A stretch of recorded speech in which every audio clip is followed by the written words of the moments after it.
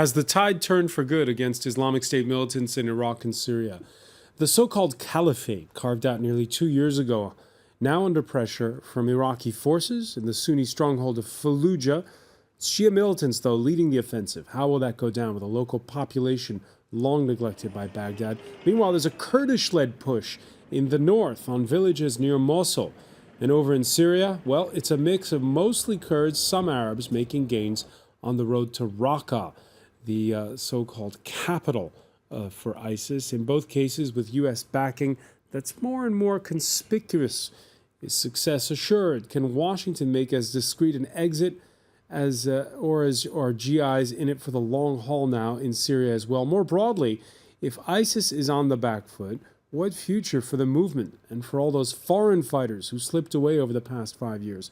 Will they be coming home? We'll be asking on the opening day of the trial here in France of a jihadist network back from Syria in 2014, one that includes the brother of one of the Paris attackers. Today in the France 24 debate, we're asking if it's a make-or-break moment in the fight against ISIS.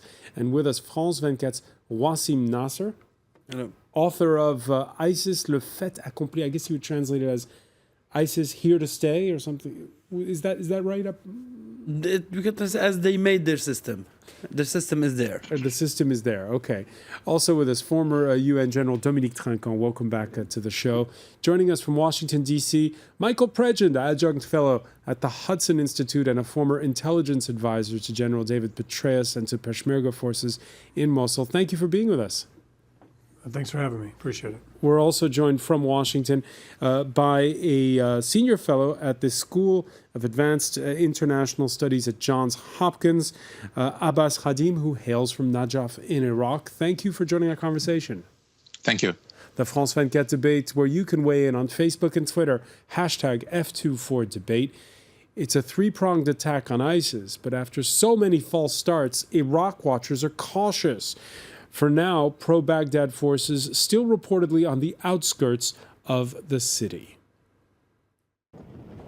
The battle for Fallujah. This video taken by the Iraqi army appears to show government troops and Shiite militias just outside the city, where they claim they have captured a weapons shipment bound for Islamic State fighters. Fallujah, just 50 kilometers west of Baghdad, was the first city to fall into jihadist hands 2 years ago. Our troops are ready to fight the extremists, and morale is high. The elite troops and counterterrorism forces are ready to storm the city of Fallujah and purge it from the Islamic State group. We're now waiting for orders to storm the city. Heavy fighting over the weekend has forced 3,000 people to flee the city, and it's believed 50,000 are still trapped there, with limited access to food and clean water. Efforts to retake Fallujah come as government and Kurdish Peshmerga forces have launched an offensive on Mosul, the IS group's main stronghold in Iraq. Together, they've managed to capture 9 villages in the area. The importance of liberating these villages is that it's a first step getting closer to Mosul. It's also to push the IS threat away from the Kurdish area and protect areas near Erbil, especially Kalak and Kabat. The Islamic State group is coming under increasing pressure. However, it is fighting back.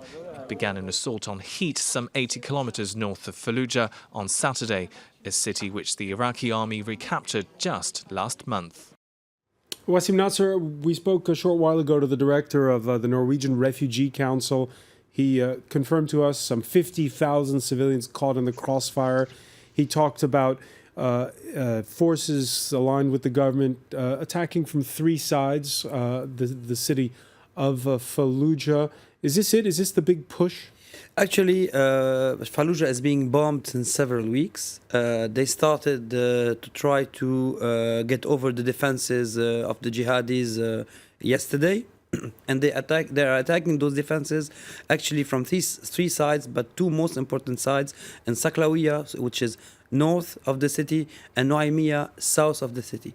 So heavy fighting happened this afternoon in Nuaymiyah. The governmental forces and the Shia militias advanced a little bit, and they were pushed back. So we are still way far from fighting inside the city. And of course, people are being caught into this crossfire, around 50,000 people.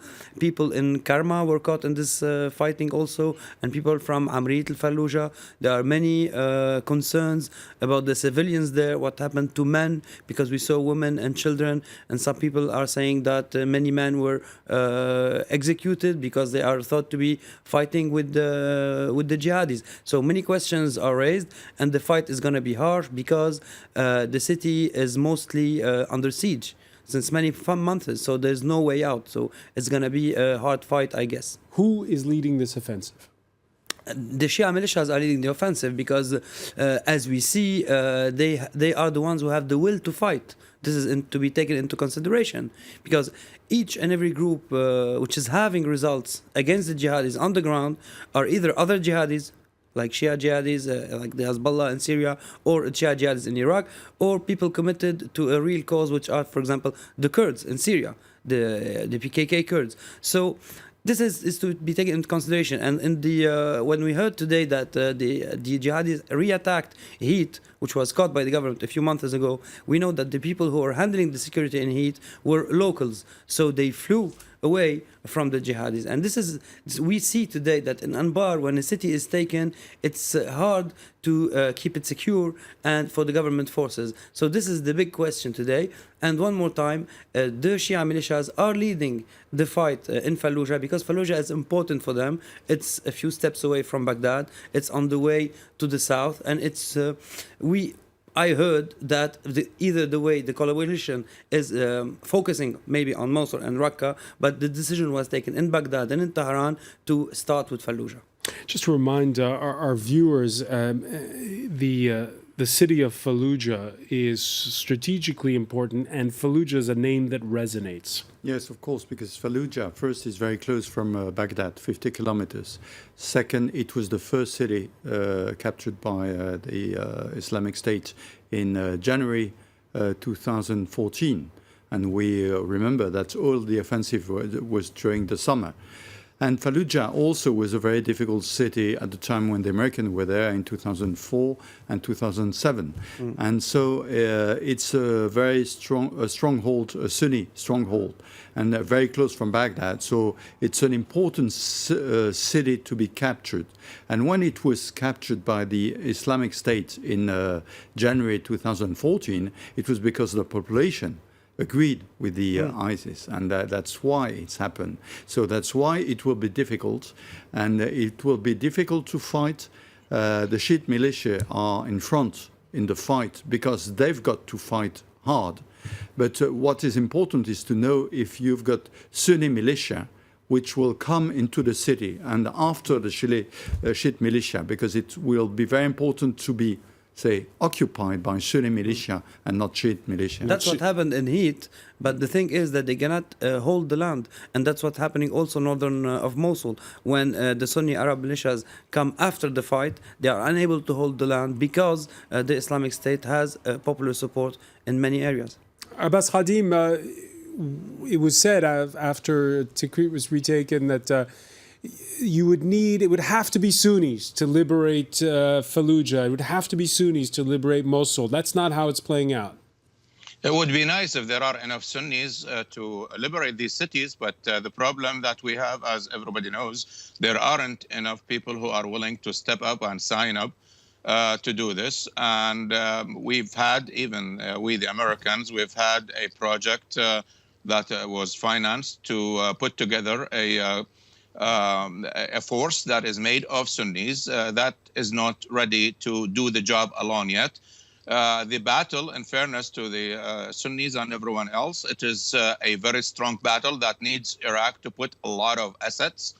And the premise of the idea that only Sunnis can fight to liberate an Iraqi land is ridiculous in its face. So, I mean, it is when you are facing a trouble against an organization as vicious and as criminal and like Daesh or ISIS, you can't really wait for people to be ready, if ever, to liberate the land. The Iraqi government needs to act fast, and because remember, there are people who are suffering in these cities, and there are real threats to the country, to its national security. and to start choosing who gets to do it. All of them are Iraqis, Sunnis, Shia, Christians. And in fact, the ones who are fighting right now, they have a lot of Sunnis, they have Christians, and they have as well Shia in the mix. The only reason that it is more lopsided towards the Shia, because the Shia are about 65% of the population. So that's they are. And as you were, the previous speaker spoke, they are the ones who are willing to fight hard, and they are the ones who have done a great job in holding ISIS and also taking lands away from ISIS. Let's not forget that Abbas the Kadim, operation is also supported by American Air Force, which is really an important element that makes the difference. But Abbas Kadim, among those spotted in the area, according to the Iranian press, is Qasem Soleimani, the senior Iranian Revolutionary Guards commander, who's been sort of the face of the Iranian presence in Iraq. What's your reaction to that? Well, look, it is no secret that the Iranians have been involved from the very moment that the Daesh came and took Mosul, and then thereafter they held the Kurds, they held the Shia as well. And also, to my knowledge, that the Iraqi government has also acknowledged that, and they said they are there by the approval of the Iraqi government, just like there are American advisors as well. Iraq is not in the position of choosing. I mean, if it were for me, I would love to have it 1,000,000% Iraqi. But the fact of the matter is that the decision is made in Baghdad, and Baghdad has no problems getting Iranians in. It seems that, despite all of that, it seems that there is a consensus that right now the greater enemy is ISIS.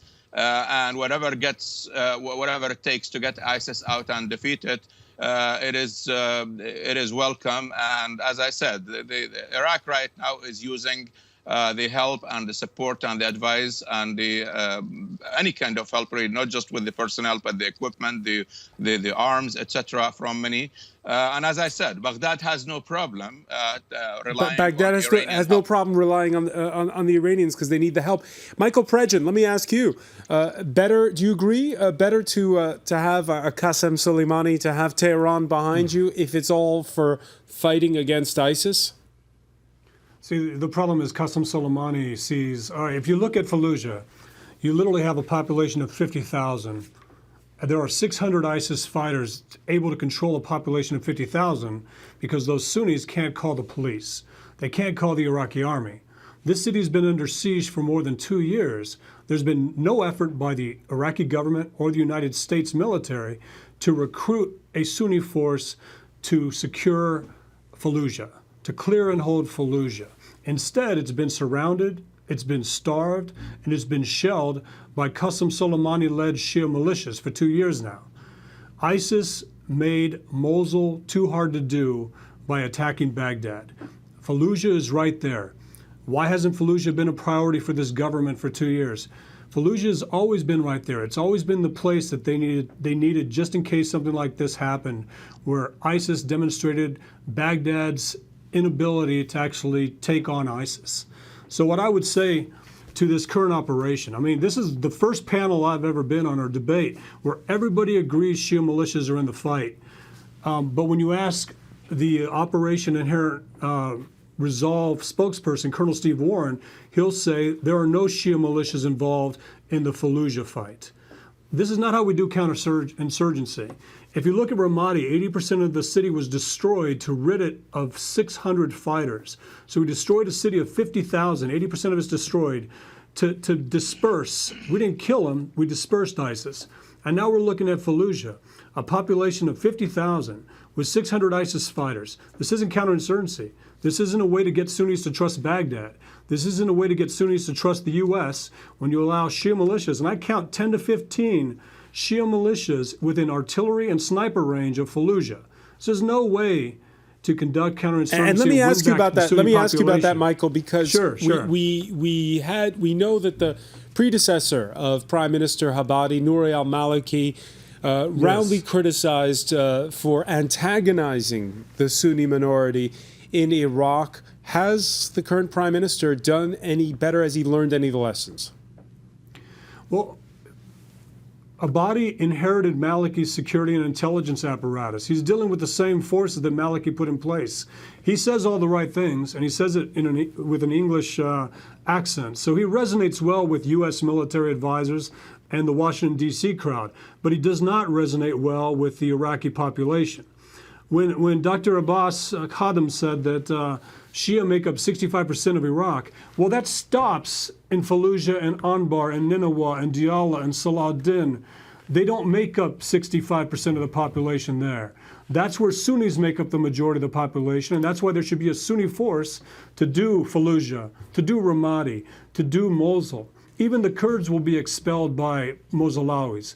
They want a Sunni force to clear and hold Mosul. You can't do it with Peshmerga, and you certainly can't do it with Hashid al-Shabi.